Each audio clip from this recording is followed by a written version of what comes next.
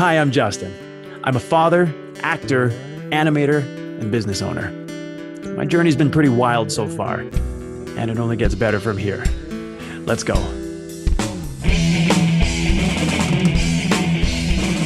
Hey, everybody. Welcome to this episode of Justin's Journey. I am your host, Justin, and this is, I guess, the second episode of my podcast, and also the first one that I'm doing completely by myself. And I am completely ripping off the format of a friend of mine and his podcast of doing sort of an episode with a guest and then an episode in between. And so here I am talking about, I don't even know what, other than I know that this podcast is intended to be about whatever I find interesting. And in my life, that includes a lot of things like art, performing art, acting, any kind of performance. I love that stuff. Film, animation. I've dipped into those worlds. I worked on a bunch of films, a bunch of games and films and all kinds of crap. I've got friends from that industry I really hope to get on here. What else? Music. Oh, I played on the road for a while. I love talking music. And like I said, whatever I find interesting. There's a lot of people out there who interest me very much. So I was recently on my friend's podcast. He's like my best friend. His name is Drew Weatherhead, and he's running a podcast called the BecauseJitsu Podcast. And it's a fascinating podcast. It's all about jiu-jitsu. And I was on there recently. You can go there and find the episode. It was good. Unfortunately, my audio was not the greatest. I did it over the phone. And from now on, I'll be using my good microphone for that reason. But we had a great conversation. And actually, Drew sent me some feedback that he got from a fella. I don't know the guy, but what does he say? He sends this message to Drew, and he says that he really enjoyed the conversation Drew and I had, talking about the way in which people allow themselves to have their creativity shut down, in brackets, by others or even themselves. Yeah, crucial. And in that episode, we definitely talked about the self-talk that we get into. In my life right now at this time, I've done all kinds of artistic things. Sometimes I pick up projects and I don't always finish them. I'm at a point right now where I'm really kind of recalibrating the things that are important. And right down to I usually have a morning routine and an evening routine. And sometimes I'm a little heavy on myself with those routines, and I make a pretty dense routine until I break it. And by that, I mean, I get exhausted at a certain point and can't keep it up. So I'm at a point right now where I'm sort of rewriting my morning and evening routine, but I'm also rewriting the things which are crucially important to me. And one of them is this podcast. And so I'm putting a lot of effort into getting these episodes out. Another is my acting website. It kind of got announced on Drew's a little sooner than I was totally ready to launch it. So I'm going to announce it here as well. It is at justinlewisartist.com. And of course, I want to feature everything related to acting that I love there, and my credits and things like that, and some other stuff as well. And that's another thing I want to talk about is, and then I'm going to get to this question that the fella asked my friend Drew. But another important thing to remember is getting into motion is so important. The analogy I use, and I've come to love it, is Elon Musk building those starships, whatever you think of Elon Musk. And he welds together these aluminum nothings and pressurizes them until they explode. And then through incremental little improvements in all kinds of factors related to that project, SpaceX has these starships that are doing pretty incredible things right now. I think number 10 even came pretty close to sticking the landing, other than some failed legs, if I got that right. And the same is true for us in the projects that we do. It's very important to just get into motion. And another very important thing to consider that I think Drew and I may have missed when we had the conversation is actually to simplify. I'll give you a little insider. I'm writing, now I don't know how soon I'm going to be able to put focus on this project, but I'm writing a short animated series. And I have, in the design of that series, simplified it almost to levels that might seem painful.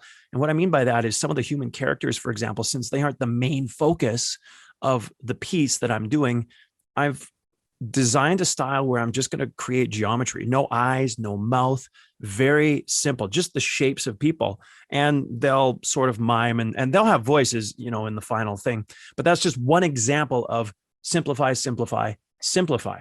And sometimes you can come up with really beautiful artistic solutions to things by simplifying. Now, back to this person's question. Let me just look at it again. Drew, I really enjoyed the podcast with Justin Lewis, your conversation about the way in which people allow themselves to have their creativity shut down. We live in an extremely negative society at times. And I realized this at a profound level when I went to a business course that a friend of mine recommended. And I was surprised to find out at this course over the weekend how much of it focused on sort of the spiritual take of positive thinking. And we did a number of exercises that really identified in us negative thinking, stinking thinking, as you've maybe heard before, that we may not even have been aware of. And the self-talk that goes on in our mind, we get so used to that. Commercials out there, for example, I was talking to Drew about this the other day, my buddy, and these commercials, they don't suggest negative things to you. They tell you that that's your reality. I'm listening to my Google thing that plays the music. I love it, but the ads that come on, I can't stand them. One of them says, "You're home again from another stressful day." And it's like, fuck you, Google. I had a great day. But they don't say, "Are you home from another?" That is just one example. Media, all this stuff. We have grown up in an environment and culture of very negative self-talk, very negative self-talk. And so just like lifting a weight, if you haven't lifted in a while and you pick up the 30 pounds that you remember doing curls with after you haven't lifted weights in a year, it's just like, oh, it's way heavier now. Remember, it's always a little bit of an effort readjusting, right? And we really need to learn over time and practice the skill of grabbing onto negative thoughts and spitting them right out of our minds and our souls and our hearts. We really do. Oh, I couldn't do that. Oh, is that really going to work? And you can really, every kind of negative thought, speech, whatever, it usually comes with a tone that sort of drops. It's like this energetic, just suck the energy right out of it. And there's a fear of failure sometimes as well. But when you get those creative ideas, oh, maybe I could this, maybe I could that, maybe I could make this brand. That would be a cool shirt design. Oh, somebody should do this thing. I could have made that thing. I didn't, but I could make something like it. That is more in line with that natural place that the human soul thrives in, which is the reason why, as I talked about in the conversation with Drew, go listen to it. BecauseJitsu Podcast, go check it out, the Justin Lewis episode. The reason that people get excited about those ideas is because that part of their soul, I'm going to use the term soul, but part of them just starts to light up because we know deep down that it's possible. All of us know that. All of us know that we're meant for something bigger, something beyond where we are now, and not necessarily big lights or anything, any specific image, but we all have a pull towards something that suits each of us, whether that's artistic, whether that's, a simpler life, whether that's a particular family dynamic, whatever that is. And we should listen to that. Those ideas that we get excited about, we should listen to that.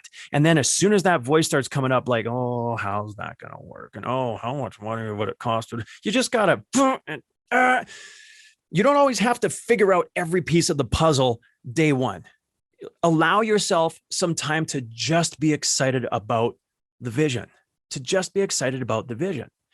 I saw a TED Talk a while back. I'm not going to bother looking it up right now, but really powerful visual where the exercise was something like a sheet of paper. I think they put it in landscape and they broke it into, I'm going to just guess off the top of my head. I might not have this precisely right, but they broke it into 5 sections. And the 2 end sections on the left, you're going to draw a picture, even if you suck at drawing, stick man, whatever, something so you understand what it means to you. Excuse me. And you're going to draw your life where you are right now. And that could be what you feel your life is right now. And you be kind of honest with yourself. You don't have to show this to anybody. And then in the other column on the right side, you're going to draw the future that you want, your ideal future, the best one that you can imagine, and be brave about it. Imagine your best future. Then you're going to look at those with those 3 spaces in between. And you're going to ask yourself, because, and I'm going to get into this a lot, but the power of your subconscious mind is incredible. You're going to ask yourself, how could I get from there to there in three steps? And then you leave it. And when you ask yourself empowering questions, well, I'll finish that thought and then I'll get to that's an important piece of self-talk. But when you ask yourself a question like that, how could I go from here to here in 3 steps? Then you just leave it alone. What immediately starts to happen is your subconscious mind takes that question, those images as you understand them, and starts to process. Your subconscious mind has access to everything that you've experienced, everything that you've understood and perceived throughout your entire life. It may even, I believe, have access to things coded in your DNA that you can't even imagine. And the processor starts to go to work subconsciously. So you do the rest of your thing, you do this, you do that thing, whatever it is.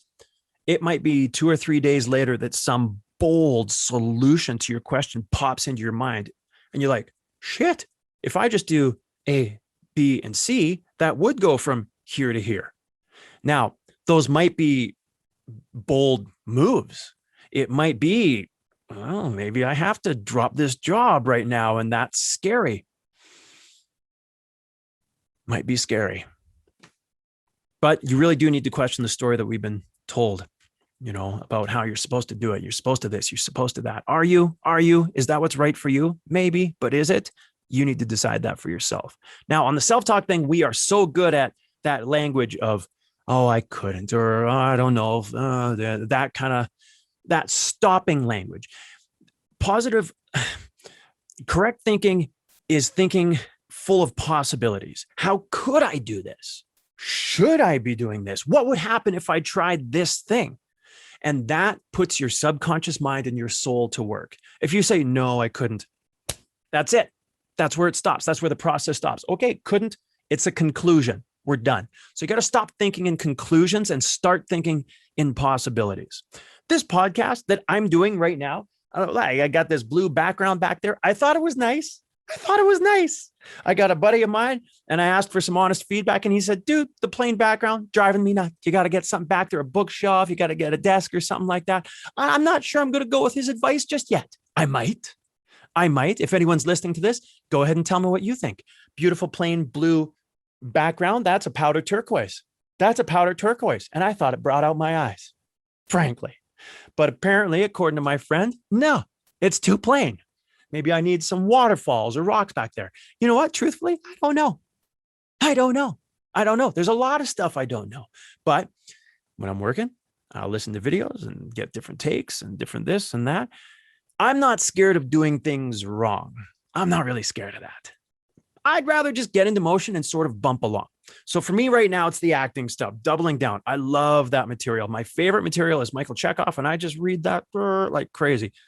I've been through it a number of times. It's this podcast and bumping along, trying to improve as I go. I'll be honest. I mean, this right now is the first time I've done a podcast episode, just me talking to nothing.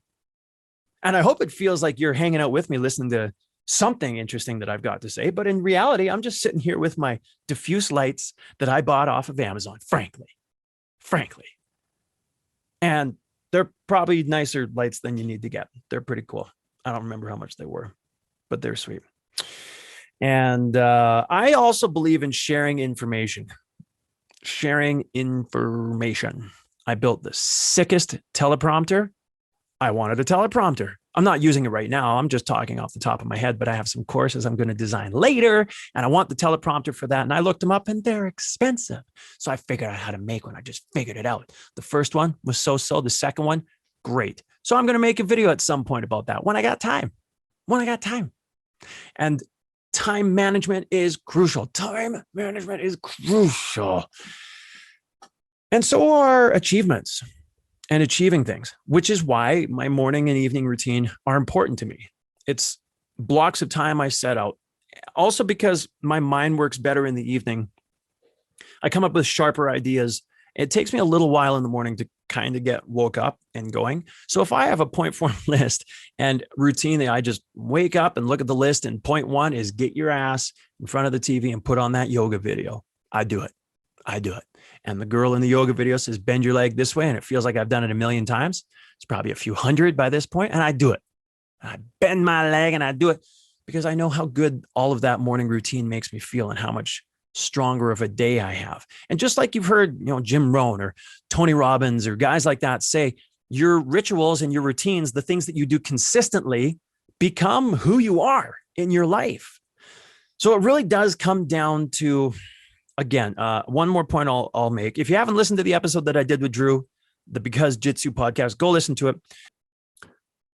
Tony Robbins made this comment one time in a thing of his that I was watching where he says, I made this motherfucker. We talked in that episode I did with my friend Drew about the biology of all of this. And the biology is meant to just keep the human being alive. It reminds me of the Tesla, the self-driving Teslas. And my understanding is that the autopilot is at a stage right now where if you fall asleep or pass out or have a heart attack or something, the car is going to try to alert you because right now, I think due to the regulations, you need to remain in some contact with the wheel incrementally or it'll disengage. But if it can't get a response from you, you're not touching the wheel and it's just by itself in traffic. This might not be the current version, but Musk said this is what they wanted to do eventually, is it'll just like if you fall asleep or something, it'll just go home. It'll take you home. I think what it does right now is it pulls over and puts the flashers on, does something like that. But basically the analogy is that Tesla can take you anywhere. You can just 0 to 60 in 3 seconds. You can zoom, but you have to be in control. If you take your hands off the wheel, if you just aren't in control, then the machine is designed to sort of take you somewhere that preserves you and the machine. And that's the biological experience of being human. You need to come up with routines that work for you. Figure out what makes you feel right. For me, it's being careful what I eat. I eat super clean.